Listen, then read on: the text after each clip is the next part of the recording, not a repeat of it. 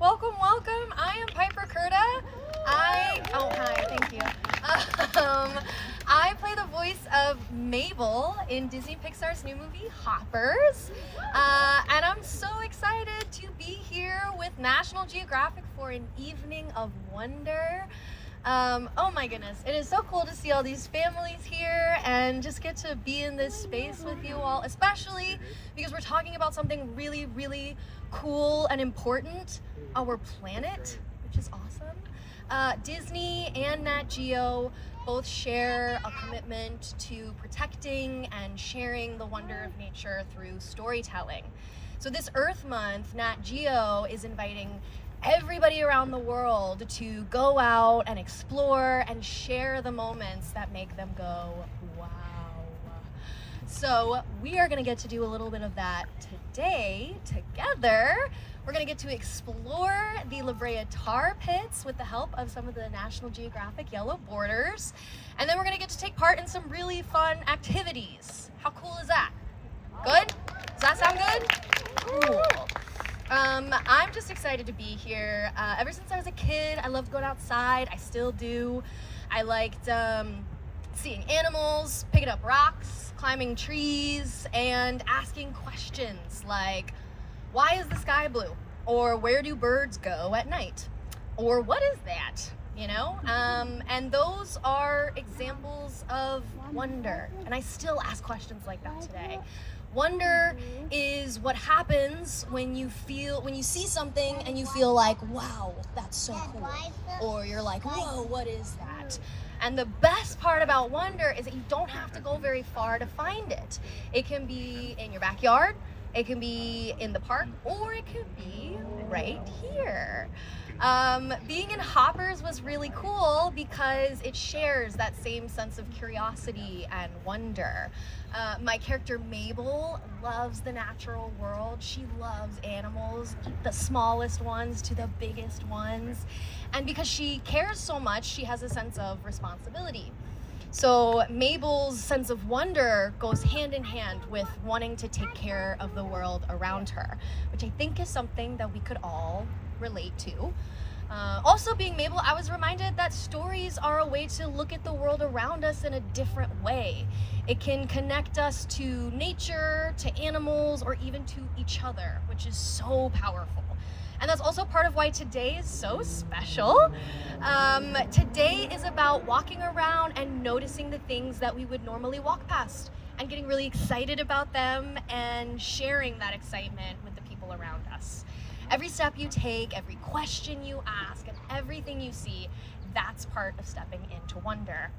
And now I get to introduce you guys to someone really, really cool who also has an amazing sense of care and wonder about the world, a real-life National Geographic explorer, Dr. Sammy Ramsey.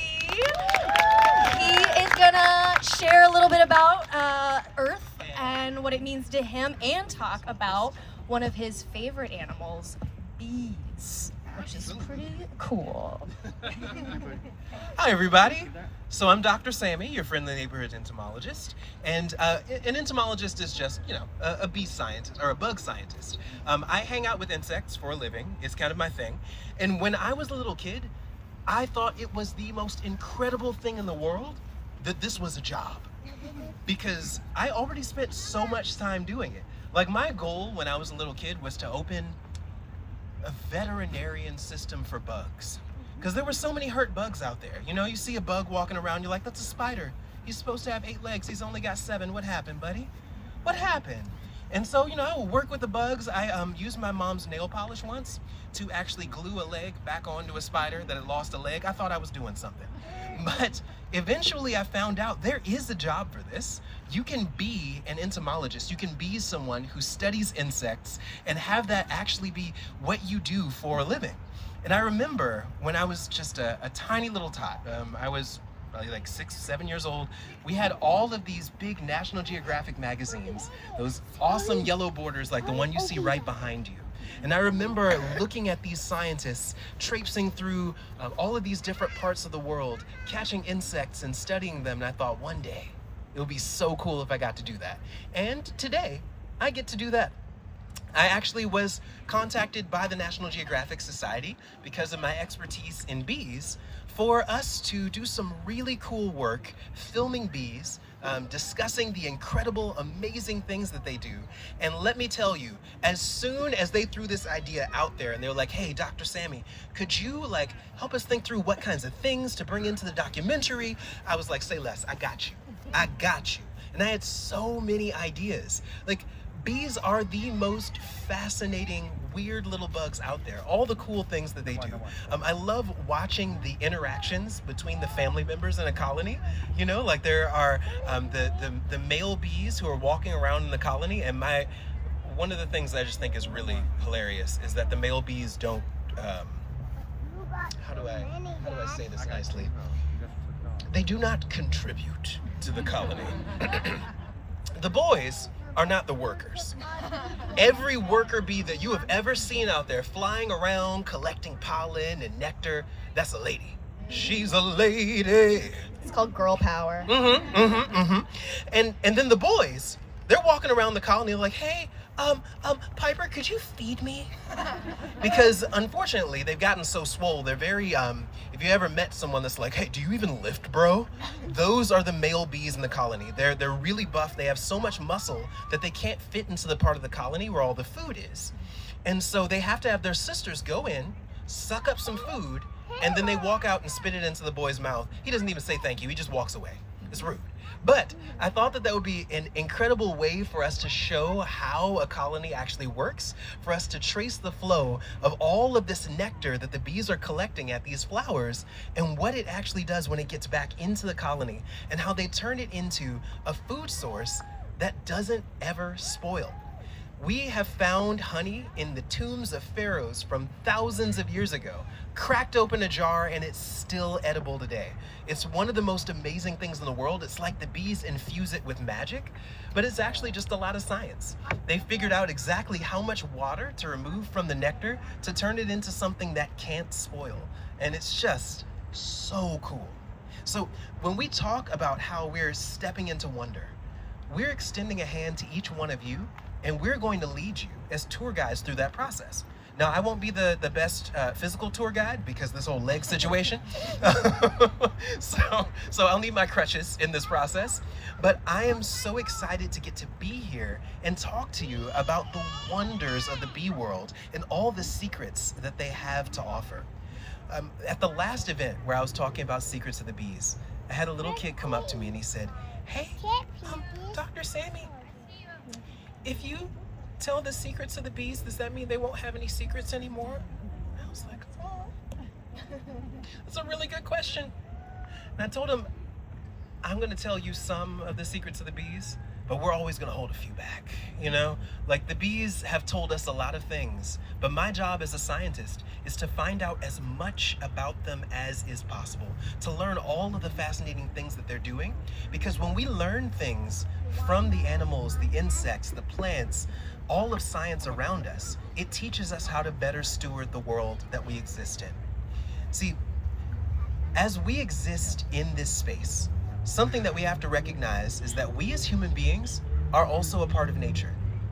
We are not separate from it, no matter how cool the houses are that we've built, no matter how cool the buildings are that we live in, we're still a part of nature. And we have to deal with a lot of the same problems that all of the rest of the creatures do. And so sometimes it's really helpful if we can look at how other creatures have solved these problems and then use those same systems to solve them in our own lives. So we figured out how they made uncorruptible food. So then we learned to do that ourselves. And we kind of copied off their test on this one. We've learned so much stuff from insects. Did you know that insects invented paper? Yeah, we didn't do that. That wasn't us. Paper wasps, a relative of the bees, invented paper, and it was the coolest thing in the world. They made paper, they structured it into this flat surface, they made an entire house out of it, and we saw it and we're like, oh, we should write on that. We've learned so many cool things from the insects. It's one of the things that I'm hoping as you watch the documentary Secrets of the Bees, you'll also see just how amazingly inventive these creatures are, all the cool things that they're capable of doing. And we take you into it in a way that makes you feel like you're behind the scenes. You'll notice that the camera's point of view switches back and forth from yours to exactly where the bee is from the angle that it's looking. So you have something called the BOV, where, where you can actually see from the bee's angle what the world looks like. And I'm hoping that will inspire a sense of empathy, interspecies empathy, if you will, in these organisms. Because when you understand how amazing they are, I am so convinced that you will do whatever it takes to protect and conserve them. Really quick, where can everybody watch Secret of the Bees? So you can actually watch Secrets of the Bees on Disney Plus. It's also available on Hulu, and you should totally check it out. It is available to stream. It is one of the most streamed things on the entire platform because it is the coolest. I'm probably gonna watch it tonight, so if you want to watch the same movie that Yes. I'm watching tonight, go watch Secrets of the Bees on Disney Plus or Hulu. Yes!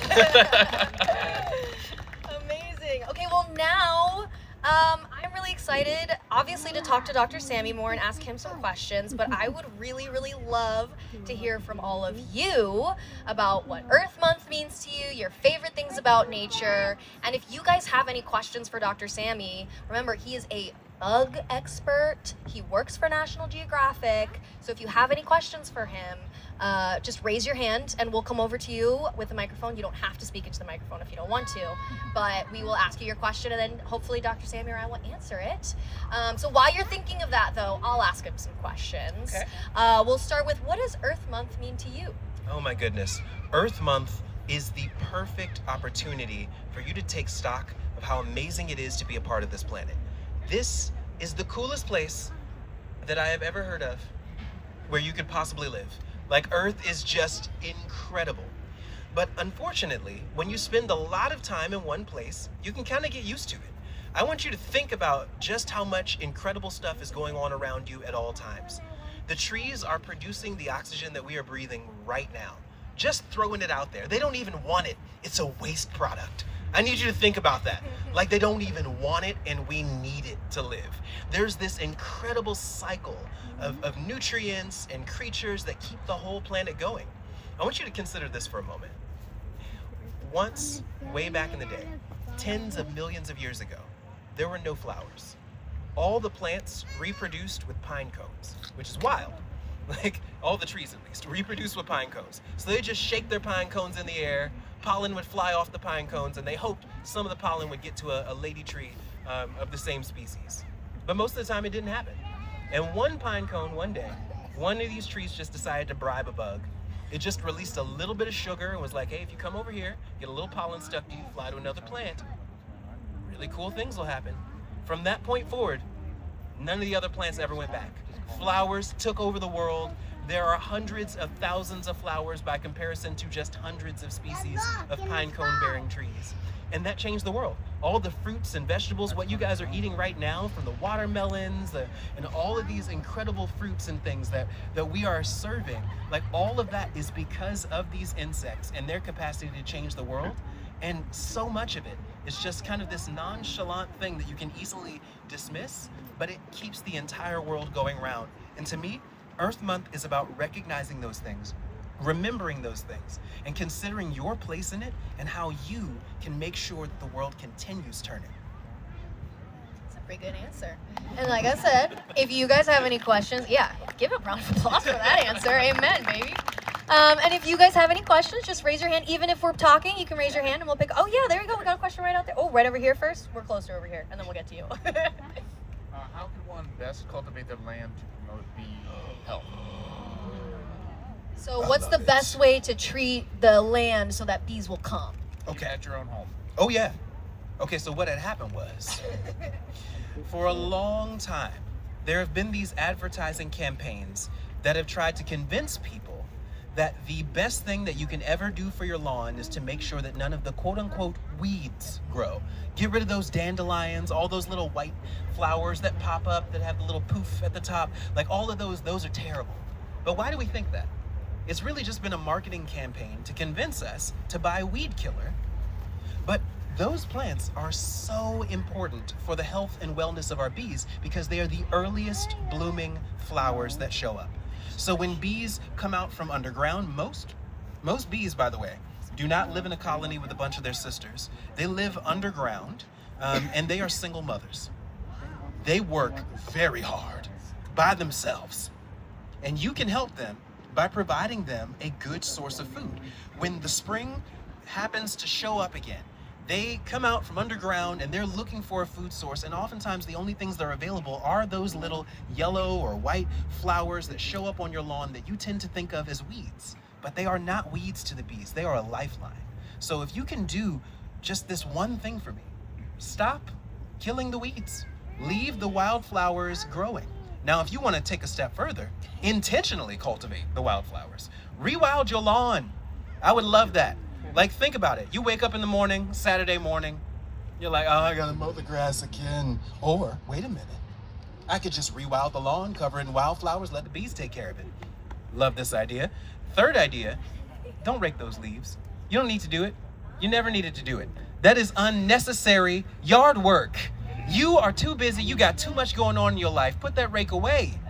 Like, leave those leaves, because the leaves that are on the ground create something called a boundary layer. When it gets really cold during the winter, the wind is blowing, the bees are underground hoping that it won't get so cold that they freeze during the winter. And that boundary layer of leaves helps keep that cold air off of them so that they can survive harsher winters. So you have a lot of things that you can do, but a lot of it involves you just leaving things alone and planting flowers. I'm learning so much. This is amazing. I think we had another question right here. Yeah, right behind you. My question is, why do bees and butterflies like certain types of flowers versus others? I love these questions. I love these questions. I love curiosity. Everybody, I'm a professor at the University of Colorado Boulder, so curiosity is one of my favorite things. I love when people ask me good questions. That is a solid question. For anyone who didn't hear it, why is it that bees and butterflies prefer specific flowers? Well, bees actually see the world a bit differently than we do. Did any of you know that, well, let's try this. There's a color that bees can't see. What do you think it is? Yeah? Yellow. Okay, yellow's an option. What else we got? Blue? I heard blue. Say rainbow. Say rainbow really loud. Red. Okay, so we got yellow, blue, and red. Turns out the answer is black. Black, okay. Turns out the answer is red. Bees cannot see the color red. Oh, cannot see. Their visual spectrum is shifted in another direction where they can actually see ultraviolet light. Now, when we look at flowers, we won't notice that the flowers are actually signaling to the bee where the nectar is based on ultraviolet roads that lead from different parts of the flower all the way to where the nectar is. And so there's a guide that's pointing the bee, like literally an arrow that says right here, this is where the sugar water is, buddy. And so as a result of that, there are certain flowers that are really good at signaling to bees, but then there are butterflies and other insects that see different sets of colors much more vibrantly or vividly than others, and so they're being attracted by those specific flowers. There are other flowers that produce really intense smells, and on the basis of what kind of smell they produce, they'll attract certain kinds of pollinators. There are some flowers, have you ever smelled a flower before and been like, ooh, this ain't it. This is not it. We are not putting these at the table for the wedding. Smells like armpits. There are flowers that very specifically produce smells of that nature because they want flies to come and pollinate them. And so they will actually smell like things that attract flies. Flowers are a lot more intelligent than you have ever given them credit. They know what they want and they know how to get it. Incredible. Wow. Okay, again, if you have any questions, feel free to raise your hand. Oh, we got one right here. The microphone's coming for you. What's the best way to make a bee hotel? Ooh, what's the best way to make a bee hotel? All right, so as I told you guys before, most bees are just living in the ground, and they are single moms. They have been working hard, doing everything for themselves, and the toughest part for a lot of them is that they don't have a place to live. And so if you can just give them one thing to make life a little bit easier, you can do a lot for the bees. So um, there are some spots where they really prefer to live that are pretty waterproof, and wood is a great option for them. So if you take a log and you just drill a bunch of holes in it, depending on how big that hole is, you'll get bees of different species. So what my dad and I did with my nephew when we were trying to teach him about bees, we took my dad's drill. We used every drill bit in that entire toolkit that he had, and we drilled different holes of different sizes all over this log, set it up in my backyard, and then watched what bees showed up. And depending on how wide the hole was, bees of different species would show up there, and they'll tunnel inside, they'll squeeze in, and then they'll fly out, and they'll look around, and be like, this is a good place. All right, so they'll collect some pollen, they'll drop it in there, they'll lay an egg on top of it, spit a little bit of nectar onto it, and then their baby's got some food. And then they'll make a little wall from that section. They'll start another one because the babies will fight if you just leave them together. And so they'll make a wall, sometimes out of wax, sometimes out of leaves, sometimes out of sticks and straw, and they'll just keep going until they filled that entire tunnel. So the more of those tunnels that you make for them, the more quickly they can raise their babies. If you want to make a bee hotel, focus on tunnels. Yes. Any other questions? Oh, one right there. So we like that. My family likes bees. We try to, when we see a lethargic bee, we try to give them like sugar water if they're like tired or something. What's the best way to help them out or get them back on their feet? I got you. So his question was, there's a lot of bees out there that are looking a little lethargic, looking a little sad, looking a little dusty. And what is it that we're supposed to do about these bees? When you see them crawling around on the ground, you're like, little bee, you got wings, buddy. What are you doing down there? Well, sometimes the reason why those bees are walking around on the ground is because they misjudged how far away some food was. They flew for a long time. They did not get enough energy to then fly their way back. It's a rough life out here sometimes. And so if you can provide them a little bit of sugar water, sometimes you provided them just the energy that they need to then fly back home. But other times, when a bee is just walking around and it can't seem to fly, it's because their wing muscles have burned out. Now, sometimes these bees then need to just live in a retirement home for the rest of their lives. And you can provide them that. I've done this before. Sometimes I'll see a little bumblebee moving around, just kind of walking, and if I hold it and it just buzzes and its wings don't move, its wing muscles have burned out. And so I'll put it in this little container that I have at my apartment, and I'll just feed it and make sure that it lives out the best possible years as can. Those are the golden years. Those are the golden years for that bee. And those bees have been working so hard for us. The vast majority of the fruits and vegetables that you consume are a result of those bees flying back and forth carrying pollen from one plant to the next, and as a result those plants produce fruits and vegetables and incredible things that allow us to have a really happy life. So I want to make sure that they have a happy one too. So the next time you're like, I love these vegetables, then just say thank you to the bees. Yes, You give know? a bee a high five. Exactly. Gently, gently. Question right here. Oh, great question. So the question, should we wear red to avoid being stung, given that bees can't see the color red? So, here's what I want you to consider. The color red will make you less attractive to bees, but there are some other things that you should consider doing as well. I want you guys to think for a moment. How many times have you seen a bee fly towards you and you duck? You're like, oh my God, it's a bee, it's gonna get me. Why do we think that? Because the bees have no interest in just flying over and stinging you. Did you guys know that if the bees use their defensive capabilities against you, that it hurts them? They don't survive the experience. So they don't want to fight you. They do not wake up in the morning, sharpen their stinger and think, you know what? Nicole's having a picnic today. I'm gonna tag her. I'm gonna get her. No. Instead, they wake up and think, I have got 30, 40, 50, 60, 78,000 babies that I need to feed today, and so I'm gonna fly to some flowers and get them their food. But then what do? You wake up in the morning and you're like, let me wash my long, beautiful hair with a bunch of plant oils so I smell like a flower. And then you wear a floral dress.